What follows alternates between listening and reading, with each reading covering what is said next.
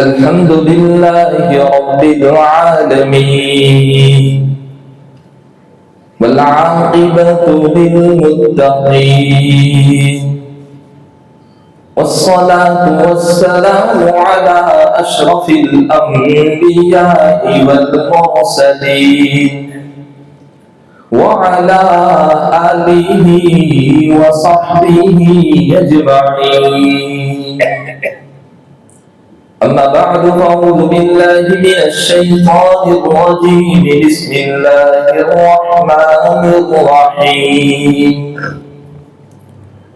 يا أيها الناس إنا خلقناكم من ذكر وأنثى وجعلناكم شعوبا وقبائل لتعارفوا إن أكرمكم عند الله أتقاكم إن الله عليم خبير. صدق الله مولانا العظيم. درود شریف. اللهم صل على محمد وعلى آل محمد وبارك وسلم. بزرگان محترم، گرامی قدر علماء کرام، برادران اسلام اور پردہ نشین مائیں اور بہنیں، اللہ جل جلالہ نے محض اپنے فضل و کرم سے ہمیں اس ملک میں پیدا فرمایا ہے اور اس ملک میں زندگی گزارنے کے لیے بہت ساری نعمتیں، صلاحیتیں اور طاقتیں عطا فرمائی ہیں.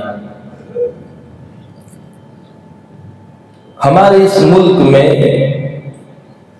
ہر سال جمہوری طور پر 2 تیوہار منائے جاتے ہیں. ایک 15 اگست ہے اور دوسرا 26 جنوری ہے. ان دنوں ملک کی اسکولوں، کالجوں، یونیورسٹیاں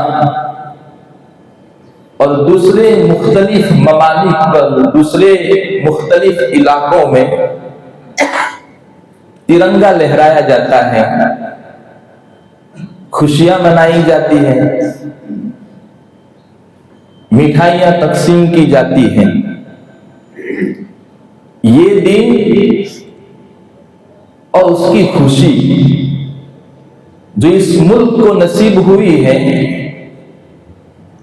اس میں ہمارے اسلاف، اکابرین دین اور علماء دیوبند نے اس ملک کو انگریزوں کی غلامی سے آزاد کرانے میں اپنی جان کی بازی لگائی ہے اور اپنا خون بہایا ہے. اس لیے مناسب معلوم ہوتا ہے کہ جنگ آزادی کی مختصر تاریخ پیش کی جائے اور اس بات کا تذکرہ کیا جائے کہ کیا واقعتاً ہمارا یہ ملک جمہوری ملک ہے؟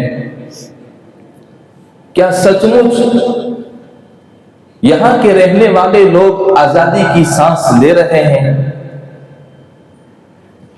اس ہند میں ہندو مسلم، سکھ عیسائی کے بھائی بھائی کا مصداق بننے والے باشندے، انہیں جینے، زندہ رہنے اور اپنے اپنے مذہب پر عمل کرنے کی پوری آزادی ہے. یعنی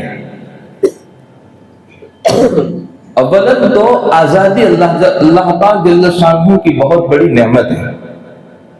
اللہ تعالیٰ نے ہر انسان کو فطری طور پر آزاد پیدا کیا ہے. انسان اللہ کے علاوہ کسی کا بھی غلام نہیں ہے. اسلام جو ایک فطری مذہب ہے، اس دین نے انسانوں کو آزادی کا سبق پڑھایا بھی ہے، سمجھایا بھی ہے. اور یہ بات بتلائی کہ تمام انسان ایک ہی ماں باپ کی اولاد ہیں،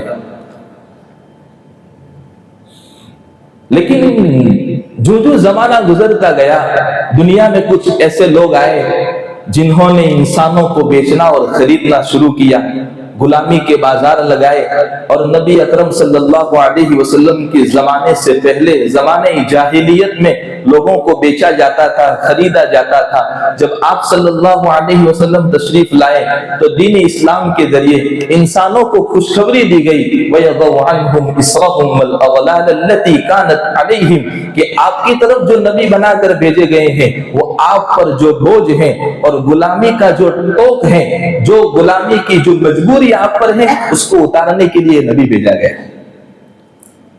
نبی اکرم صلی اللہ علیہ وسلم نے آزادی کی اہمیت سمجھائی، غلاموں کو آزاد کرنے کے فضائل بیان کیے، بلکہ انسان سے ہونے والی غلطیوں میں جن میں کفارہ لازم کیا جاتا ہے، قرآن کریم نے بہت سارے مقامات پر ان کفاروں کو ادا کرنے کے لیے غلام اور باندیوں کو آزاد کرنے کا حکم قرآن نے دیا ہے۔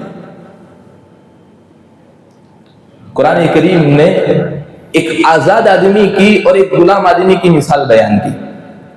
ضرب اللہ مثلا عبدا مملوکا لا يقدر على شيء، کہ مثال بیان کی جاتی ہے ایک غلام کی کہ جس کے پاس کوئی اختیار نہیں ہے، کوئی طاقت نہیں ہے، اور مثال بیان کرتے ہیں ایک آزاد کی جس کو ہم نے اپنی طرف سے بے شمار نعمتیں دی ہیں اور مال دیا ہے، وہ اس مال کو چھپے طریقے پر اور کھلے طریقے پر اللہ کے راستے میں خرچ کرتا ہے۔ یہ آزاد اور یہ غلام برابر ہو سکتے ہیں؟ هل يستوون الحمدللہ بل اکثرهم لا يعلمون۔ قرآن کریم نے مثال یہ سمجھائی کہ غلام آدمی کی حیثیت ایک مخلوق کی طرح ہے جس کے پاس کوئی اختیار نہیں، اور آزاد آدمی کی حیثیت ایک بادشاہ کی طرح ہے کہ جس کو پورا اختیار ہے، وہ جو چاہے کر سکتا ہے۔ باری تعالیٰ یہ ارشاد فرمانا چاہتے ہیں کہ جب غلام اور آزاد میں واضح فرق ہے تو پھر انسان جب اپنے رب کی عبادت کرتا ہے تو اس عبادت میں خالق کے ساتھ مخلوق کو شامل کیوں کرتا ہے؟ قرآن کریم نے یہ مثال توحید کو سمجھانے کے لیے دی ہے، لیکن علماء نے یہ بات لکھی کہ اس سے آزادی کی اہمیت کا پتہ چلتا ہے۔ قرن اول کے مسلمان حضرات صحابہ کرام جب اپنے دین اسلام کو پھیلانے کے لیے دنیا کے مختلف ممالک میں پہنچے ہیں تو پھر ہمارا یہ وسیع اور عزیز ملک بھارت دیش سے محروم نہیں رہا۔ وجہ اس کی یہ تھی کہ اس ملک کی بڑی فضیلتیں ہیں۔ فتح القدیر کے حوالے سے علماء نے لکھا، حضرت عائشہ رضی اللہ تعالیٰ عنہ، حضرت ابو ہریرہ، حضرت انس، حضرت عبداللہ ابن عباس رضی اللہ تعالیٰ عنہ اور تابعین میں سے حضرت قتادہ رحمہ اللہ کی روایات کا خلاصہ یہ بیان کیا کہ اللہ جل جلالہ نے جب آدم علیہ السلام کو جنت سے دنیا میں اتارا تو وہ غیر منقسم بھارت دیش کے علاقے سری لنکا میں، جس کو سراندیپ کہا جاتا تھا، اس علاقے میں اتارا۔ اور آج بھی یہ بات کہی جاتی ہے کہ وہ علاقہ جو ایلیا نامی جگہ ہے جہاں پہاڑ ہے، آج بھی آدم علیہ السلام کے قدموں کی نشانات وہاں پر پائے جاتے ہیں۔ امام طبرانی رحمۃ اللہ علیہ کے حوالے سے لکھا کہ آدم علیہ السلام جب دنیا میں تشریف لائے اس منقسم غیر منقسم بھارت دیش میں تو ان کو اجنبیت معلوم ہوئی، وحشت معلوم ہوئی۔ اللہ تعالیٰ نے جبرائیل امین کو حکم دیا اور انہوں نے آ کر اذان پڑھی، اذان کے کلمات سنائے، جس سے ان کی وحشت دور ہو گئی۔ حضرت مولانا محمد میاں دیوبندی رحمۃ اللہ علیہ فرماتے ہیں کہ اسلام کے جو بنیادی 5 ارکان ہیں اس میں ایک رکن حج بھی ہے۔ آدم علیہ السلام نے اس ملک سے پیدل 40 حج کیے ہیں۔ علامہ سیوطی رحمۃ اللہ علیہ کے حوالے سے لکھا کہ یوں فرماتے تھے کہ آدم علیہ السلام جب اس دنیا میں اس دیش میں آئے ہیں تو ان کی پیشانی پر نور محمدی بطور امانت تھا، گویا کہ نور محمدی کی ابتدا اور اس کا ظہور بھی اسی ملک سے ہوا ہے۔ امام نسائی رحمۃ اللہ علیہ کے حوالے سے ایک روایت یہ لکھی گئی کہ نبی اکرم صلی اللہ علیہ وسلم کا فرمان تھا کہ میری امت کے وہ 2 گروہ جن کو اللہ تعالیٰ جہنم سے بچائے گا، جنت میں داخل کرے گا، ایک وہ جو اس ملک سے جہاد کریں گے جس سے غزوۃ الہند کی طرف اشارہ تھا، اور دوسرا وہ گروہ جو کہ قرب قیامت میں حضرت عیسیٰ علیہ السلام کا ساتھ دے گا۔ ان ساری باتوں سے اس ملک کی فضیلت معلوم ہوتی ہے کہ سب سے پہلے انسان، سب سے پہلے نبی، سب سے پہلے پیغمبر اس ملک میں تشریف لائے، اور حضرات صحابہ کرام کی آمد اس ملک میں ہوئی۔ دور فاروقی میں نبی اکرم صلی اللہ علیہ وسلم کی وصال کے 4 سال بعد حضرت عمر رضی اللہ تعالیٰ عنہ نے قبیلہ بنو ثقیف کے ایک صحابی حضرت عثمان بن ابو العاص رضی اللہ تعالیٰ عنہ کو بحرین اور عمان کا گورنر بنا کر جب بھیجا تو انہوں نے اپنے بھائی حکم بن ابو العاص رضی اللہ تعالیٰ عنہ کو اس ملک کی طرف بھیجا، اور وہ باقاعدہ اس ملک میں صوبہ گجرات میں تشریف لائے۔ چونکہ صوبہ گجرات جو ہے، باہر کے ممالک سے جب جہاز آتے تھے تو اسی جگہ پر لنگر انداز ہوتے تھے۔ ہمارا سورت ہے، ہمارا بھروچ اور نرمدا ہے، اس طرف کچھ کا علاقہ ہے، گویا گجرات سمندری دروازہ تھا۔ اور علماء نے یہ بھی لکھا کتب تاریخ کی صراحت کے مطابق تقریباً 25 حضرات صحابہ کرام اس ملک میں تشریف لائے۔ حضرت عمر کے دور خلافت میں 12، حضرت عثمان کی خلافت میں 5، حضرت علی کی خلافت میں 3، حضرت امیر معاویہ کی خلافت میں اور ان کے زمانے میں 4، اور ایک یزید بن معاویہ کے زمانے میں، جن میں بعض صحابہ کرام نے دونوں زمانے پائے، جہالت کا زمانہ بھی پایا تھا، اسلام کا زمانہ بھی پایا تھا۔ بعض صحابہ کرام وہ بھی تھے جنہوں نے صرف اسلام کا زمانہ پایا۔ لیکن جب قرن اول کے مسلمان اس ملک میں آئے ہیں تو انہوں نے اس وقت دیکھا کہ یہاں کی عوام یہاں کے راجاؤں کے ظلم سے پریشان ہو چکی ہے، ان کے تشدد سے خوفناک ہو چکی ہے۔ مسلمان جب یہاں پر رہنے لگا تو مسلمانوں کے کردار، اخلاق، ایمانداری، امانت داری، خوش اسلوبی کو دیکھ کر یہاں کی عوام مسلمانوں سے بہت متاثر ہوئی اور اسلام قبول کیا، اسلام کے حلقے میں شامل ہوئی۔ دھیرے دھیرے مسلمان بڑھتے گئے، اور سن 93 ہجری میں، پہلی صدی کی بات، سن 93 ہجری میں حضرت سلطان محمد بن قاسم ثقفی رحمت اللہ علیہ نے باقاعدہ اس ملک پر مسلمانوں کی حکمرانی کی شروعات کی۔ اس ملک میں سب سے پہلے مسلمان حکمران حضرت مولانا محمد بن قاسم، سلطان محمد بن قاسم ثقفی رحمت اللہ علیہ۔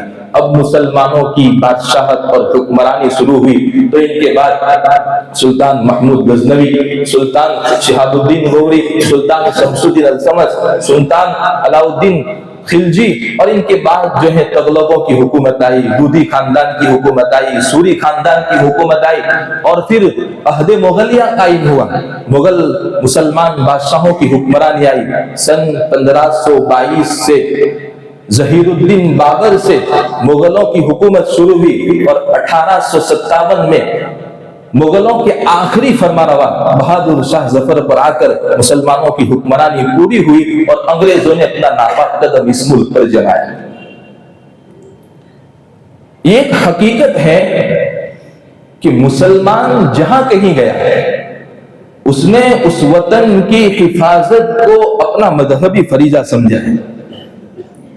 1000 سال تک مسلمانوں نے اس ملک پر حکومت کی، لیکن کبھی اس ملک کو لوٹا نہیں ہے، کبھی اس کی تہذیب اور تمدن کو خراب نہیں کیا، کبھی اس کی اکانومی کو گرایا نہیں ہے۔ لیکن آج جو بھی برسر اقتدار اور حکومت پر پہنچتا ہے وہ اس ملک کی قیمتی سے قیمتی چیزوں کو بیچتا چلا جاتا ہے۔ ہوائی جہاز بیچ دیے، ہوائی اڈا بیچ دیا، ریلوے بک گئی، سڑکیں بک گئی، بلکہ حقیقت یہ ہے کہ اس ملک کے مراکز سیاحت، سیر و تفریح کی جگہیں جن کو ٹورسٹ پوائنٹ کہا جاتا ہے، اور اس ملک کو چلانے کے لیے جو ایک بہت بڑے فنڈ کی ضرورت پڑتی ہے، بہت بڑے مال کی ضرورت پڑتی ہے، وہ بہت بلکہ 80% مال، 80% فنڈ ان جگہوں سے آتا ہے جو مسلمانوں کی بنائی گئی تعمیرات ہیں۔ مسلمانوں کے بنائے گئے، آپ لال قلعے کو دیکھیں، آپ قطب مینار کو دیکھیں، آپ تاج محل کو دیکھیں، یہ مسلمانوں کی بنائی گئی عمارتیں ہیں۔ اس ملک کو چلانے کے لیے جو وافر مقدار میں فنڈ کی ضرورت پڑتی ہے وہ مسلمانوں کی دی گئی تعمیرات سے آتا ہے۔ اسی لیے کسی زمانے میں جو اس ملک کے بڑے سمجھے جاتے ہیں، لوگ ان کو بڑا کہتے ہیں، جن کو لوگ جواہر لال نہرو سے جانتے ہیں، انہوں نے اپنی کتاب، اپنی چوپڑی میں یہ بات لکھی کہ واقعتاً اس ملک کو مالا مال کرنے میں مسلمانوں کا بڑا ہاتھ ہے۔ لیکن جب عمومی طور پر مسلمانوں میں کچھ خرابیاں پیدا ہوئی، اخلاق کی، ایمان کی کمزوری، دعوت دین سے بے فکری، دنیا کی محبت جب ان کے دلوں میں بسی تو پھر ہوا ہو جیسے حضرت یعقوب علیہ نبینا علیہ السلام کی قوم بنو اسرائیل کو اللہ تعالیٰ نے عزت کی بلندیوں سے اتار کر ذلت کی پستیوں میں پھینکا، اس ملک کے مسلمانوں کے ساتھ ہی وہی ہوا۔ سن 1600 میں، جس کی کچھ تاریخ اس طور پر ہے کہ سن 1600 میں اس ملک کی سیاسی حالت کچھ کمزور تھی، لیکن تھا تو یہ ملک سونے کی چڑیا۔ اس راز کو جان کر انگریز سن 1611 اور 12 میں جہانگیر ابن اکبر کی اجازت سے اس ملک میں تجارت کرنے کے لیے آئے، اور بمبئی، کلکتہ، گجرات اور اس کے دوسرے علاقوں میں انہوں نے تجارت کی کمپنیاں قائم کی، جس کو ایسٹ انڈیا کمپنی کہا جاتا تھا۔ اس کی حفاظت کے لیے انہوں نے اپنے ملک سے فوجیں منگوائی۔ تھوڑی ہی مدت میں یہ لوگ بڑھتے چلے گئے، قدم جمائے، اپنے حریف سے بازی لے گیا۔ دوسری طرف اس ملک کے جو بادشاہ تھے، جو نواب تھے، ان میں عیاشیاں تھی، اور آپس کی لڑائی نے اس ملک کو اور کمزور کیا۔ انگریز جب اس راز سے واقف ہوا تو انہوں نے حقائق کو توڑ مڑوڑ کر بیان کیا، غلط فہمیاں پھیلائی، اس ملک کے راجاؤں کو آپس میں لڑوایا، حکومت کرو، تقسیم کرو اور حکومت کرو کے نعرے لگوائے، اور ملک گویا کہ بالکل ٹوٹتا چلا گیا۔ لیکن اللہ کے کچھ ایسے بندے، کچھ مرد مجاہد پیدا ہوئے جنہوں نے اس ملک کو اور ملت کی حفاظت کے لیے اپنی جانوں کی بازی لگائی، جن میں سر فہرست تھی سن 1857 کی جنگ آزادی میں حضرت 1757 کی جنگ آزادی میں حضرت نواب سراج الدولہ رحمت اللہ علیہ نے باقاعدہ انگریزوں سے فیصلہ کن جنگ کی ہے۔ آج ایک تاریخ یہ بیان کی جاتی ہے کہ مسلمانوں نے 1857 سے جنگ آزادی لڑی، یہ غلط فہمی ہے۔ اس سے پہلے کی مسلمانوں کی 100 سال کی قربانیوں کو لوگ بھلا رہے ہیں۔ 1757 میں نواب سراج الدولہ رحمت اللہ علیہ نے پلاسی کے میدان میں فیصلہ کن جنگ کی، لیکن اپنوں کی غداری کی بنیاد پر دارالسلطنت مرشد آباد میں ان کو شہید کیا گیا، اور پھر بہار، بنگال اور اڑیسہ پر قبضہ کیا گیا۔ زمینداروں کی زمینیں لوٹی انگریزوں نے، مار دھار شروع کی، لوگ اپنے گھروں کو چھوڑ کر ہجرت کرنے پر مجبور ہو گئے۔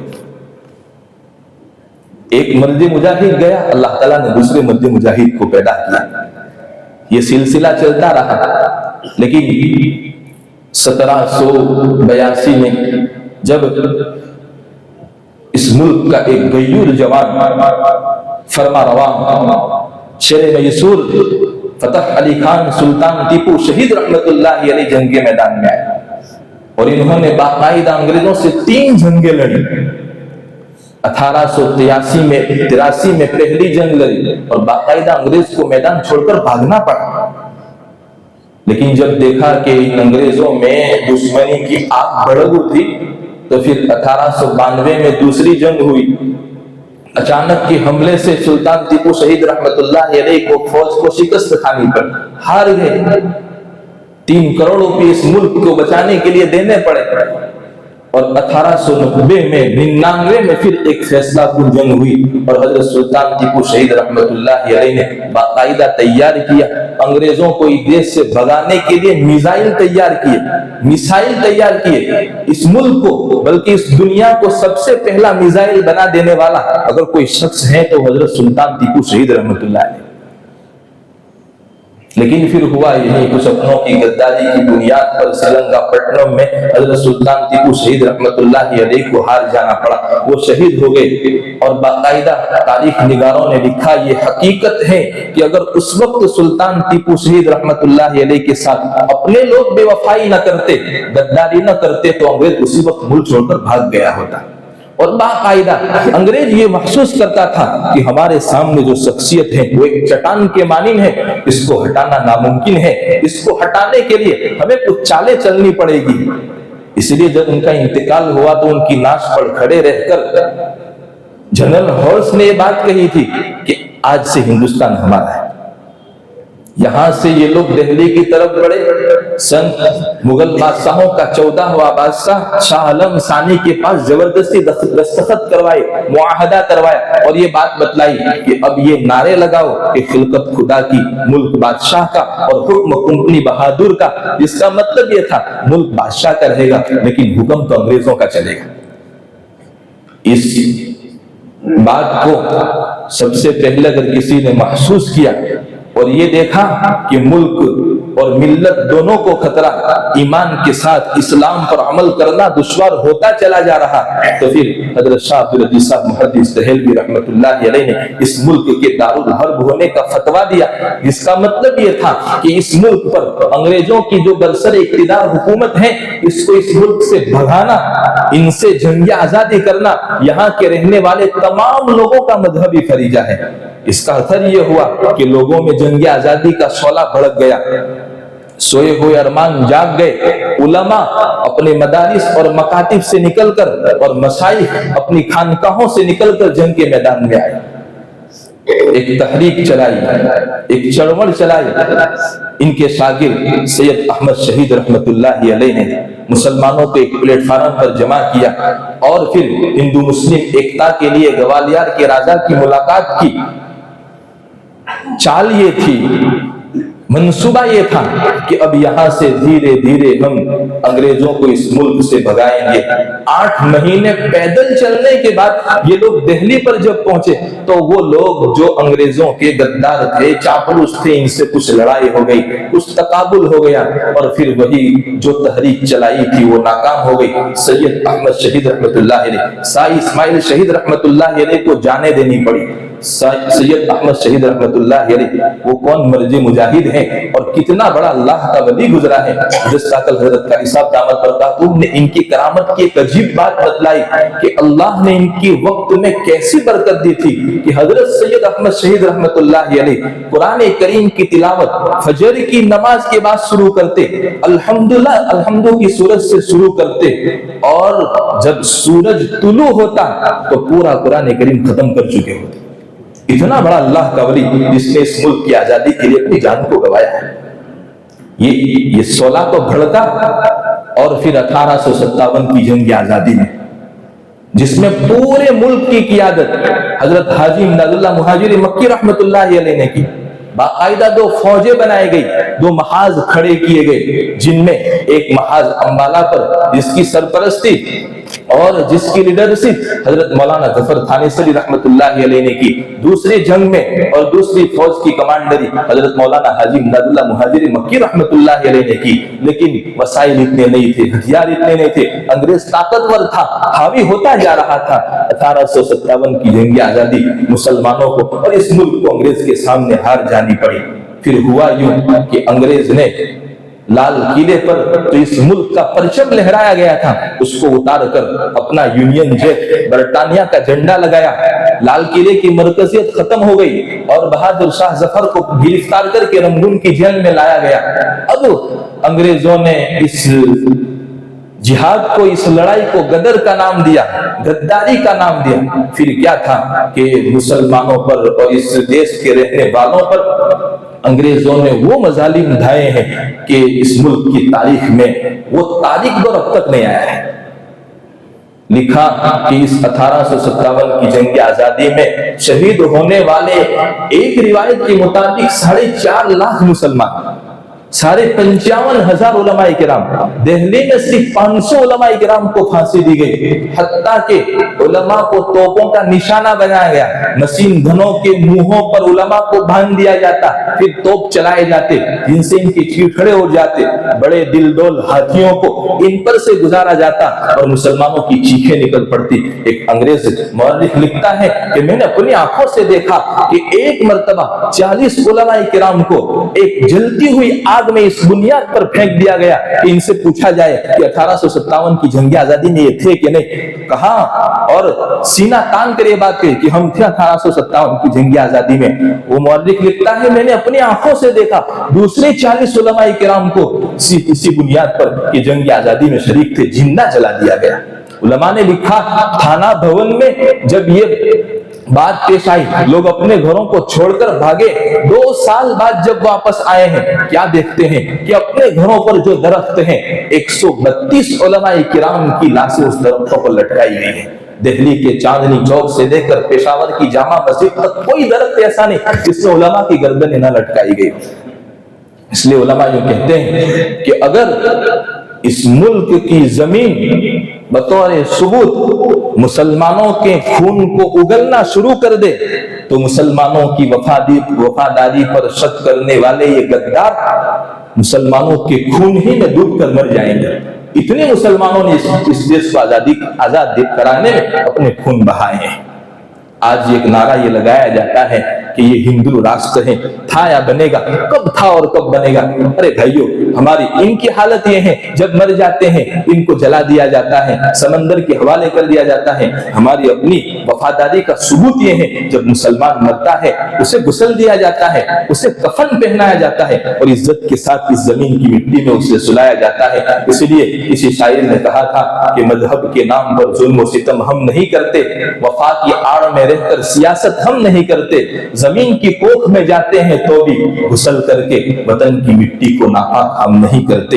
मेरे भाइयों, इन सारी बातों का खुलासा ये है कि हमें जो काम करना है सबसे पहले नंबर पर अपने अंदर शुजाअत पैदा करनी, बहादुरी पैदा करनी। बहादुरी का मतलब ये नहीं कि हम मुल्क के संविधान और कानून को अपने हाथ में ले, ना, इनको फॉलो करके हमें अपना हक इनसे लेना है। नंबर 2, शुजाअत के साथ सखावत। इस मुल्क के जो मजबूत किले हैं, मदारिस, मकातिब, इनकी आबियारी के लिए और इनको मजबूत जमाने के लिए अपने जो माल अल्लाह ने हमको दिया है उसकी आबियारी के लिए खर्च करना।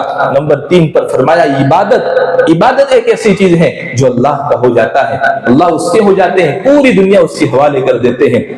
और नंबर 4 पर फरमाया कि दीनी किताबों के मुताले के साथ साथ इस मुल्क के संविधान में मुसलमानों को क्या हुकूक दिए इसको पढ़ना और उसको जानना ये हमारी जिम्मेदारी है। अल्लाह ताला के